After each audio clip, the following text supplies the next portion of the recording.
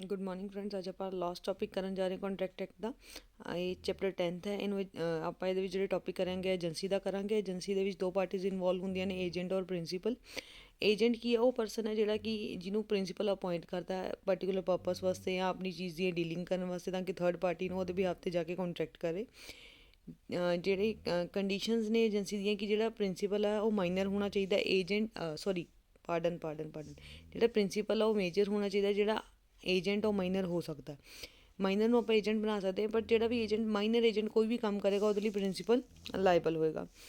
ਜਿਹੜਾ ਬੰਦਾ agent employee ਕਰ ਰਿਹਾ ਉਹ ਕੰਪੀਟੈਂਟ ਟੂ ਕੰਟਰੈਕਟ ਹੋਣਾ ਚਾਹੀਦਾ। ਕੰਪੀਟੈਂਸੀ ਤਾਂ ਆਪਾਂ ਪੜ੍ਹਿਆ ਸੀਗਾ, ਆਈ ਐਮ ਇਨਸੇਨ ਨਹੀਂ ਹੋਣਾ ਚਾਹੀਦਾ, ਮਤਲਬ ਕਿ ਉਹ ਸਾਊਂਡ ਮਾਈਂਡ ਹੋਣਾ ਚਾਹੀਦਾ, ਮੇਜਰ ਹੋਣਾ ਚਾਹੀਦਾ, ਨੋਟ ਡਿਸਕੁਆਲੀਫਾਈਡ ਬਾਈ ਲਾਅ ਹੋਣਾ ਚਾਹੀਦਾ। Who may be an agent. Agent ਕੀ ਹੈ? ਕੋਈ ਵੀ ਪਰਸਨ ਹੋ ਸਕਦਾ ਜਿਹੜਾ ਪ੍ਰਿੰਸੀਪਲ ਦੇ ਬਿਹਾਫ 'ਤੇ ਐਕਟ ਕਰਦਾ ਥਰਡ ਪਾਰਟੀ ਦੇ ਨਾਲ। ਇਹਦੇ ਵਿੱਚ ਏਜ ਆਫ ਮੈਜੋਰਿਟੀ ਹੋਣਾ ਕੰਪਲਸ਼ਨ ਨਹੀਂ ਹੈ।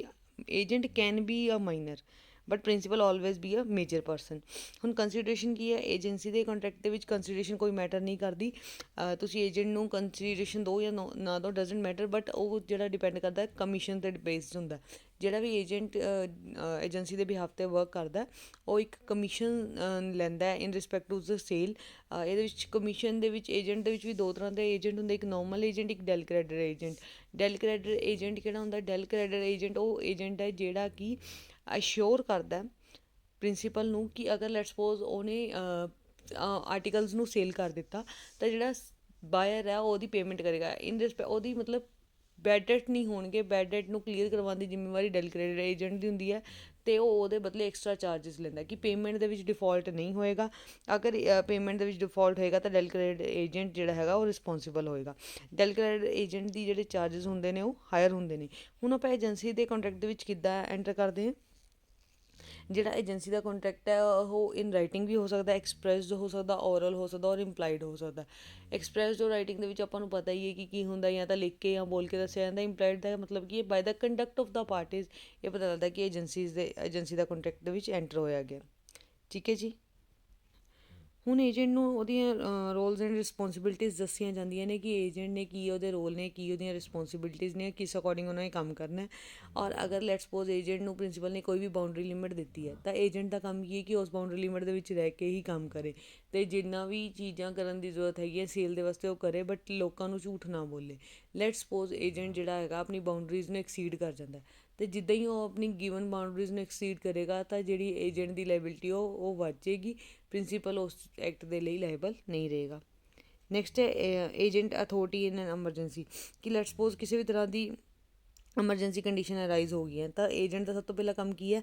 ਆਪਣੇ ਪ੍ਰਿੰਸੀਪਲ ਦੇ ਇੰਟਰਸਟ ਨੂੰ ਪ੍ਰੋਟੈਕਟ ਕਰਨਾ ਤਾਂ ਕਿ ਉਹਨੂੰ ਕਿਸੇ ਵੀ ਤਰ੍ਹਾਂ ਦਾ ਲੋਸ ਨਾ ਹੋਵੇ। ਜਿੱਦਾਂ ਕਿ ਇੱਕ ਆਮ ਇਨਸਾਨ ਕਿਸੇ ਸਿਚੁਏਸ਼ਨ ਦੇ ਵਿੱਚ, ਮੁਸ਼ਕਿਲ ਕੰਡੀਸ਼ਨਸ ਦੇ ਵਿੱਚ ਆਪਣੀ ਚੀਜ਼ਾਂ ਦਾ ਧਿਆਨ ਰੱਖਦਾ, ਸੇਮ ਹੀ ਉੱਦਾਂ ਉਹਨੇ ਪ੍ਰਿੰਸੀਪਲ ਦੀ ਚੀਜ਼ਾਂ ਦਾ ਧਿਆਨ ਰੱਖਣਾ। ਕਿਆ ਏਜੰਸੀ ਨੂੰ ਸਬ ਏਜੰਟ ਅਪੋਇੰਟ ਕੀਤਾ ਜਾ ਸਕਦਾ? ਪਹਿਲੀ ਗੱਲ ਤਾਂ ਸਬ ਏਜੰਟ ਡਾਇਰੈਕਟਲੀ ਅਪੋਇੰਟ ਨਹੀਂ ਕੀਤਾ ਜਾ ਸਕਦਾ। ਅਗਰ ਲੈਟ ਸਪੋਜ਼ ਕਿਸੇ ਸਰਕਮਸਟਾਂਸਿਸ ਜਾਂ ਕੰਡੀਸ਼ਨ ਦੇ ਵਿੱਚ ਸਬ ਏਜੰਸੀ ਦੀ ਲੋੜ ਪੈਂਦੀ ਹੈ ਤਾਂ ਉਹ ਪ੍ਰਿੰਸੀਪਲ ਵੱਲੋਂ ਅਥੋਰਾਈਜ਼ ਹੋਣਾ ਚਾਹੀਦਾ। ਵੈਸੇ ਤਾਂ ਏਜੰਟ ਨੂੰ ਅਥੋਰਟੀ ਨਹੀਂ ਹੁੰਦੀ ਕਿ ਉਹ ਸਬ ਏਜੰਟ ਅਪੋਇੰਟ ਕਰੇ, ਬਟ ਲੈਟ ਸਪੋਜ਼ ਮੰਨ ਲਓ ਕਿਸੇ ਏਰੀਆ ਦੇ ਵਿੱਚ ਬਾਰ ਹੈ, ਉਹਦੇ ਮਤਲਬ ਲੈਂਗੁਏਜ ਬਾਰ ਹੈ, ਕਸਟਮ ਬਾਰਸ ਨਹੀਂ, ਜਾਂ ਲੋਕਾਂ ਦੀ ਮੈਂਟੈਲਿਟੀ ਇਹ ਸੈੱਟ ਹੈ ਕਿ ਉੱਥੇ ਦੇ ਲੋਕਲ ਪਰਸਨ ਤੋਂ ਹੀ ਸਮਾਨ ਖਰੀਦਣਾ, ਤਾਂ ਉਸ ਕੇਸ ਦੇ ਵਿੱਚ ਸਮਾਨ ਦੀ ਸੇਲ ਕਰਨ ਦੇ ਲਈ ਜਾਂ ਗੁੱਡਸ ਦੀ ਸੇਲ ਕਰਨ ਦੇ ਲਈ ਆਪਾਂ ਜਿਹੜਾ ਹੈਗਾ ਸਬ ਏਜੰਸੀ ਦੇ ਕੰਟਰੈਕਟ ਦੇ ਵਿੱਚ ਐਂਟਰ ਕਰ ਸਕਦੇ। ਸਬ ਏਜੰਟ ਕੀ ਹੈ? ਜਿਹਨੂੰ ਇੰਪਲੋਏ ਕੌਣ ਕਰਦਾ? ਏਜੰਟ ਕਰਦਾ। ਠੀਕ ਹੈ, ਅਤੇ ਉਹ ਏਜੰਟ ਨੂੰ ਹੀ ਰਿਸਪੋਂਸੀਬਲ ਹੁੰਦਾ। ਜਿਹੜਾ ਸਬ ਏਜੰਟ ਆ ਉਹ ਏਜੰਟ ਨੂੰ ਰਿਸਪੋਂਸੀਬਲ ਹੁੰਦਾ, but agent the direct responsibility ਕਿਹਨੂੰ ਹੁੰਦੀ ਹੈ? ਪ੍ਰਿੰਸੀਪਲ ਨੂੰ ਹੁੰਦੀ ਹੈ। ਔਰ ਏਜੰਟ ਹੀ ਲਾਇਬਲ ਹੋਏਗਾ ਸਬ ਏਜੰਟ ਦੇ ਕਿਸੇ ਵੀ ਤਰ੍ਹਾਂ ਦੇ ਐਕਟ ਵਾਸਤੇ। ਹੁਣ ਇੱਕ ਨੈਕਸਟ ਪੁਆਇੰਟ ਹੈ ਕਿ ਜਦੋਂ ਏਜੰਟ ਦੀ ਡਿਊਟੀ ਹੁੰਦੀ ਹੈ, ਲੈਟ ਸਪੋਜ਼ ਏਜੰਟ ਨੇ ਕਿਸੇ ਦੂਸਰੇ ਪਰਸਨ ਦਾ ਨਾਮ ਮਤਲਬ ਕਹਿ ਲਓ ਰਿਕਮੈਂਡ ਕੀਤਾ ਵੀ ਤੁਸੀਂ ਇਹਨੂੰ ਐਜ਼ ਐਨ ਏਜੰਟ ਅਪੋਇੰਟ ਕਰ ਲਓ, ਤਾਂ ਉਹ ਸੇਮ ਪ੍ਰੂਡੈਂਟ ਮੈਨ ਵਾਂਗੂ ਐਕਟ ਕਰੇਗਾ ਜਿੱਦਾਂ ਕਿ ਉਹ ਆਪਣੇ ਕੰਮ ਦੇ ਲਈ ਕੋਈ ਬੰਦਾ ਲੱਭ ਰਿਹਾ, ਉਸ ਦੇ ਅਕੋਰਡਿੰਗ ਉਹਦੀ ਵੈਰੀਫਿਕੇਸ਼ਨ ਔਰ ਬਾਕੀ ਸਭ ਚੀਜ਼ਾਂ ਕਰਕੇ ਦੇਗਾ। ਕਿਆ ਏਜੰਸੀ ਦੇ ਕੰਟਰੈਕਟ ਦੇ ਵਿੱਚ ਰੈਟੀਫਿਕੇਸ਼ਨ ਕੀਤੀ ਜਾ ਸਕਦੀ ਹੈ? ਹਾਂਜੀ, ਏਜੰਸੀ ਦੇ ਕੰਟਰੈਕਟ ਦੇ ਵਿੱਚ ਰੈਟੀਫਿਕੇਸ਼ਨ ਕੀਤੀ ਜਾ ਸਕਦੀ ਹੈ, but up to a certain extent. Ratification expressed or implied ਬੋਥ ਹੋ ਸਕਦੀ ਹੈ। ਲੈਟ ਸਪੋਜ਼ ਕਿਸੇ ਚੀਜ਼ ਦੀ ਏਜੰਟ ਨੇ, ਪ੍ਰਿੰਸੀਪਲ ਨੇ ਅਥੋਰਟੀ ਨਹੀਂ ਸੀ ਦਿੱਤੀ, ਬਟ ਏਜੰਟ ਨੇ ਐਕਟ ਕਰਤਾ ਉਸ ਚੀਜ਼ ਨੂੰ ਲੈ ਕੇ। ਲੈਟ ਸਪੋਜ਼ ਉਹ ਏਜੰਟ ਦੀ ਪ੍ਰਿੰਸੀਪਲ ਦੀ ਬਾਊਂਡਰੀ ਲਿਮਿਟ ਜਾਂਦਾ, ਆਥੋਰਾਈਜੇਸ਼ਨ ਜਾਂਦਾ, ਅਗਰ ਉਹਨੂੰ ਰੈਟੀਫਾਈ ਕਰ ਦਿੰਦਾ, ਠੀਕ ਹੈ, ਤਾਂ ਉਹ ਕੰਟਰੈਕਟ ਜਿਹੜਾ ਹੋ ਜਾਂਦਾ ਵੈਲਿਡ ਹੋ ਜਾਂਦਾ।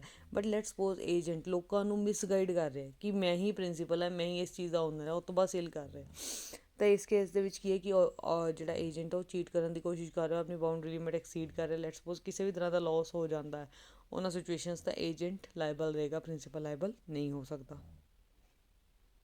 Termination of the agency, agent ਕਿਸੇ ਵੀ ਟਾਈਮ 'ਤੇ ਜਾਂ ਪ੍ਰਿੰਸੀਪਲ ਜਿਹੜਾ ਕਿਸੇ ਵੀ ਟਾਈਮ 'ਤੇ ਏਜੰਸੀ ਨੂੰ ਟਰਮੀਨੇਟ ਕਰ ਸਕਦਾ। ਦੋ ਤਰ੍ਹਾਂ ਦੀ ਹੈ, ਜਦੋਂ ਲੈਟਸ ਸਪੋਜ਼ ਜਿਹੜੇ ਪਰਪਸ ਵਾਸਤੇ ਉਹਨੂੰ ਅਪੋਇੰਟ ਕੀਤਾ ਗਿਆ ਸੀ ਉਹ ਪਰਪਸ ਅਕੰਪਲਿਸ਼ ਹੋ ਗਿਆ, ਬਟ ਜਾਂ ਸੈਕਿੰਡ ਪੁਆਇੰਟ ਤੁਸੀਂ ਇਹ ਵੀ ਕਹਿ ਸਕਦੇ ਹੋ ਜਿਹੜਾ ਜੋ ਵੀ ਗਾਈਡੈਂਸ ਦਿੱਤੀਆਂ ਗਈਆਂ ਸੀ ਉਹਦੇ ਅਕੋਰਡਿੰਗ ਉਹ ਕੰਮ ਨਹੀਂ ਕਰ ਰਿਹਾ, ਤਦ ਏਜੰਸੀ ਟਰਮੀਨੇਟ ਹੋ ਜਾਂਦੀ ਹੈ। ਜਾਂ ਉਹ ਸਾਊਂਡ ਮਾਈਂਡ ਦਾ ਨਹੀਂ ਰਹਿੰਦਾ, ਤਦ ਏਜੰਸੀ ਟਰਮੀਨੇਟ ਹੋ ਜਾਂਦੀ ਹੈ। ਏਜੰਟ ਕਦੋਂ ਕਰ ਸਕਦਾ, ਜਦੋਂ ਉਹਦਾ ਖੁਦ ਦਾ ਇੰਟਰਸਟ ਉਹਦੇ ਵਿੱਚ, ਪ੍ਰਿੰਸੀਪਲ ਏਜੰਸੀ ਨੂੰ ਉਦੋਂ ਟਰਮੀਨੇਟ ਕਰ ਸਕਦਾ ਜਦੋਂ ਏਜੰਟ ਦਾ ਪਰਸਨਲ ਇੰਟਰਸਟ ਉਹਦੇ ਵਿੱਚ ਇਨਵੋਲਵ ਹੋ ਗਿਆ। ਨੋਟਿਸ ਆਫ ਰੈਵੋਕੇਸ਼ਨ ਦੇਣਾ ਜ਼ਰੂਰੀ ਨਹੀਂ ਹੁੰਦਾ, ਬਟ ਉਹਨਾਂ ਕੇਸਿਸ 'ਚ ਜ਼ਰੂਰੀ ਹੈ ਜਿੱਥੇ ਡੈਮੇਜਿਸ ਹੋ ਜਾਣਗੇ ਜਾਂ ਫਰਦਰ ਲੋਸਿਸ ਹੋਣ ਦੇ ਚਾਂਸ ਰਹਿੰਦੇ ਨੇ। ਹੁਣ ਜਿਹੜਾ ਰੈਵੋਕੇਸ਼ਨ ਦਾ ਨੋਟਿਸ ਹੈ ਉਹ ਜਨਰਲੀ ਤਾਂ ਦੇਣਾ ਜ਼ਰੂਰੀ ਹੁੰਦਾ ਕਿ ਆਪਾਂ ਨੂੰ ਦੇਣਾ ਚਾਹੀਦਾ, ਬਟ ਅਗਰ ਲੈਟਸ ਸਪੋਜ਼ ਆਪਾਂ ਰਿਨਾਊਂਸ ਕਰ ਦਿੰਦੇ ਹਾਂ ਏਜੰਸੀ ਦੇ ਕੰਟਰੈਕਟ ਨੂੰ, ਜਿਹੜੇ ਵੀ ਉਹਦੇ ਲੋਸ ਹੋਣਗੇ ਉਹਨੂੰ ਐਡਮਨੀਫਾਈ ਕਰਨਾ ਪਏਗਾ, ਜਾਂ ਤੁਸੀਂ ਇਹ ਕਹਿ ਲਓ ਉਹਨਾਂ ਲੋਸਿਸ ਨੂੰ ਗੁੱਡ ਬਣਾਉਣਾ ਪਏਗਾ ਉਹਦੇ ਲਈ। ਜਦੋਂ ਤੋਂ ਏਜੰਸੀ ਦਾ ਕੰਟਰੈਕਟ ਟਰਮੀਨੇਟ ਹੋ ਜਾਂਦਾ ਉਸ ਤੋਂ ਬਾਅਦ ਜਿਹੜੀਆਂ ਦੋਨੋਂ ਪ੍ਰਿੰਸੀਪਲ ਔਰ agent the right and liabilities ਹੁੰਦੀਆਂ ਨੇ ਉਹ ਉਸੇ ਟਾਈਮ ਖਤਮ ਹੋ ਜਾਂਦੀਆਂ ਨੇ, ਔਰ ਜਿਹੜੇ ਵੀ ਐਕਟ ਉਹਨਾਂ ਨੇ ਕੀਤੇ ਹੁੰਦੇ ਉਹਨਾਂ ਲਈ ਉਹ ਪਰਸਨਲੀ ਲਾਇਬਲ ਹੁੰਦੇ ਨੇ। ਲੈਟਸ ਸਪੋਜ਼ ਏਜੰਟ ਨੇ ਟਰਮੀਨੇਸ਼ਨ ਤੋਂ ਪਹਿਲਾਂ ਜੋ ਵੀ ਕੰਟਰੈਕਟ ਕੀਤਾ ਉਹਦੀ ਏਜੰਟ ਲਾਇਬਲ ਆ, ਬਟ ਉਸ ਤੋਂ ਬਾਅਦ ਜਿਹੜੇ ਵੀ ਐਕਟ ਹੋਣਗੇ ਉਹਦੇ ਲਈ ਏਜੰਟ ਲਾਇਬਲ ਨਹੀਂ ਹੋਏਗਾ। ਜਿਹੜੇ ਏਜੰਟ ਦੇ ਫਰਦਰ ਰਾਈਟ ਨੇ ਕਿ ਉਹਨੇ ਪ੍ਰੋਪਰ ਡਿਊ ਡਿਲੀਜੈਂਸ ਨਾਲ ਕੰਮ ਕਰਨਾ, ਅਕਾਊਂਟਸ ਦੀ ਪ੍ਰੋਪਰ ਡਿਟੇਲ ਦੇਣੀ ਹੈ, ਕਿਸੇ ਵੀ ਤਰ੍ਹਾਂ ਦੀ ਝੂਠ ਨਹੀਂ ਬੋਲਣਾ।